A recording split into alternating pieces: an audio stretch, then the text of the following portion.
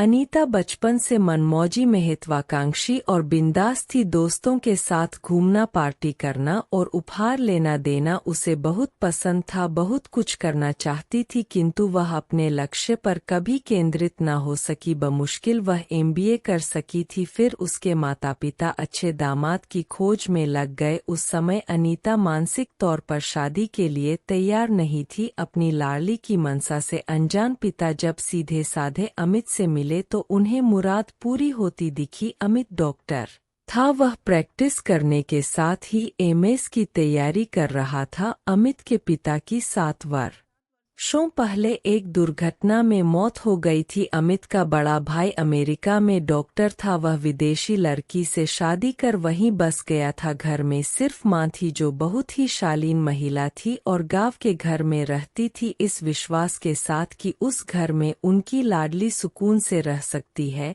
उन्होंने अमित से अनीता की शादी तय कर दी। अमित पहले तो शादी के लिए तैयार नहीं था किंतु अनीता के पापा में अपने पापा की छवि की अनुभूति ने उसे राजी कर लिया। डॉक्टर अमित को जीवन के थपेड़ों ने बचपन में ही बड़ा बना दिया था। पिता की मृत्यु के बाद मां को संभालते हुए डॉक्टरी की पढ़ाई करना आसान नहीं था। अमित आधुनिकता से दूर अपने काम से काम रखने वाला अंतर्मुखी लड़का था। उसकी दुनिया सिर्फ मां तक सीमित थी। शादी के बाद अमित पत्नी अनीता को लेकर भोपाल आ बसा। उसने अनीता को असीम प्यार और विश्वास से सराबोर कर दिया। अल्लर अनीता आधुनिकता के रंग में रंगी अति महत्वाकांक्षी लड़की थी। वह खुद भी नहीं जानती थी कि वह चाहती क्या है।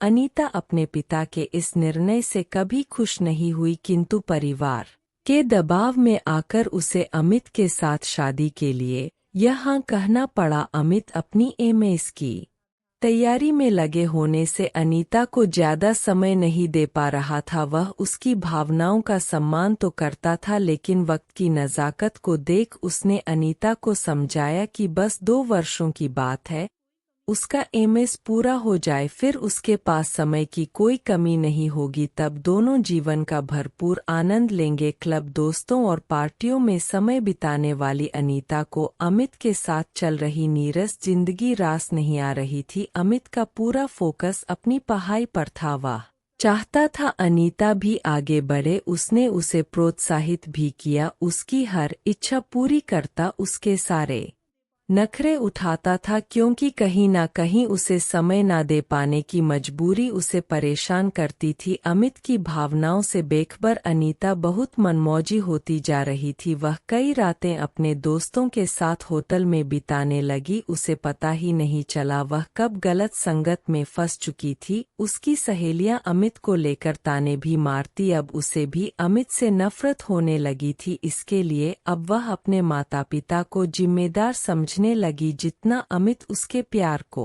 समेटने की कोशिश करता उतनी ही उसमें नफरत की आग भड़क उठती। अमित की परीक्षा नजदीक आ गई थी। इधर अनीता का व्यवहार पल में तोला पल में मासा होता। कभी तो वह अमित को मोहब्बत के सुनहरे सब्ज बाग दिखाती, कभी सीधे मुंह बात भी नहीं करती। एक दिन अमित की नाइट ड्यूटी थी तब अनीता ने अपनी दोस्त सारिका को अपने घर बुला लिया। दोनों ने दिन भर पिक्चर देखी और खूब गप्पे मारी। रात में बहुत रात तक लैपटॉप पर पिक्चर देखती रही। सुबह जब अमित हॉस्पिटल से लौटा तब दोनों नींद से उन्नीदी हो रही थी। नाइट ड्यूटी से लौटा अमित थका हुआ था। अनीता पति अमित को वहीं खींच लाई जहां सारिका सो रही थी। पल भर के लिए तो अमित सकपका गया, फिर संभलते हुए कहा कि तुम आराम करो, मैं बाहर सोफे पर सो जाऊंगा। उसे समझ पाना अमित के लिए अब मुश्किल हो रहा था। उस दिन अनीता अपनी पहली वेडिंग एनिवर्सरी की तैयारी में जुटी थी। उसने अमित के लिए महंगी घड़ी ऑर्डर कर दी थी। अमित भी बहुत खुश था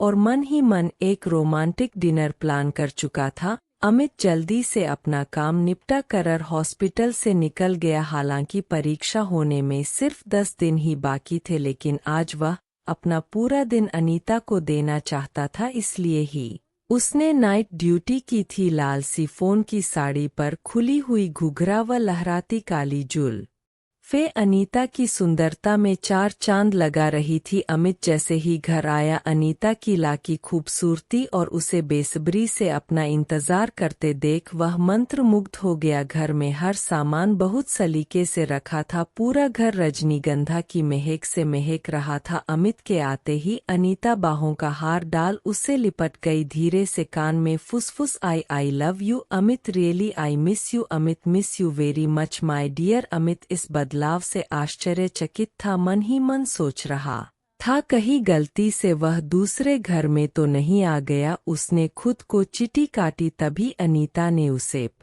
यार से धक्का देते हुए कहा, अब यूं ही बुत बने खड़े रहोगे? ओह मैं अभी आया फ्रेश होकर। अमित को आज पहली बार अनीता के निश्चल प्रेम की अनुभूति हुई थी और वह उसमें पूरी तरह डूब जाना चाहता था। अनीता ने जल्दी से 2 गिलास शरबत तैयार किया। जब तक अमित फ्रेश होकर आया तब तक अनीता अपना शरबत खत्म कर चुकी थी। अमित के आते ही उसने अपने हाथों से उसे शरबत पिलाया, फिर दोनों ने मिलकर केक काटा और साथ ही वीडियो भी बनाया और फिर गिफ्ट में अनीता ने अमित को सुंदर घड़ी पहना दी। अमित भी कहाँ मौका चूकने वाला था, उसने भी हीरे के लॉकेट की प्लेटिनम चेन अनीता को पहना दी। लेकिन यह क्या, थोड़ी देर बाद ही अमित उल्टियां करने लगा, पूरा कमरा उल्टी से भर चुका था। फिर वह धीरे धीरे होश खोते फर्श पर गिर पड़ा। कुछ देर बाद खुद को जख्मी कर अनीता पड़ोस में रहने वाली आंटी को बता रही थी कि आज अमित नशा करके आया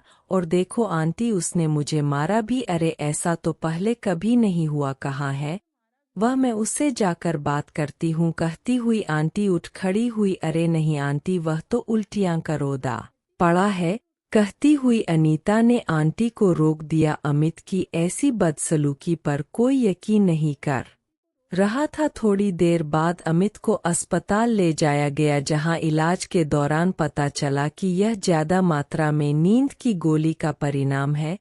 अनीता का एक नया रूप सामने आ चुका था। अमित की सज्जनता से सभी परिचित थे, इसलिए अनीता द्वारा लगाए आरोपों को किसी ने भी सच नहीं माना। यहाँ तक कि अनीता के माँ बाप ने भी अमित की खूबियाँ बताते हुए अनीता को समझाने का असफल प्रयास किया। बौखलाई अनीता की नफरत अब अपने चरम पर थी। अमित कुछ समझ पाता इससे पहले ही अनीता ने अमित के विरुद्ध मोर्चा तान दिया। थाने में घरेलू हिंसा, प्रताड़ना, दहेज के केस दायर हो चुके थे। पढ़ाई छोड़ अमित कोर्ट और थाने के चक्कर में उलझ कर रह गया। 10 दिनों बाद होने वाली परीक्षा को पास करने में से 2 वर्ष लग गए। 3 वर्षों बाद 15 लाख रुपए देकर आपसी सुलह से जैसे तैसे केस निपटा कर अमित जब घर आया तो मां की सनी निरीह आंखों से अश्रुधारा बह निकली। आखिर क्या दोष था अमित का? अमित तो जैसा कल था वैसा ही आज भी है।